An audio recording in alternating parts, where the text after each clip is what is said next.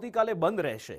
Chairman Manhar માતરિયાએ આ જાહેરાત કરી છે। વરસાદની આગાહી છે અને એના કારણે એપીએમસીનું કામકાજ બંધ રહેશે। ખેડૂતોને જણસ લઈ યાર્ડમાં ન આવવા માટે ચેરમેને અપીલ કરી છે। સ્વાભાવિક છે કે જ્યારે વરસાદની આગાહી હોય, ખેડૂતો માલ લઈને જાય અને પછી જો એ રાખવાની સમસ્યા ઊભી થાય, ખુલ્લામાં રાખવું પડે ને વરસાદ આવે તો મોટી નુકસાની, હજી પણ મોટી નુકસાની થઈ શકે।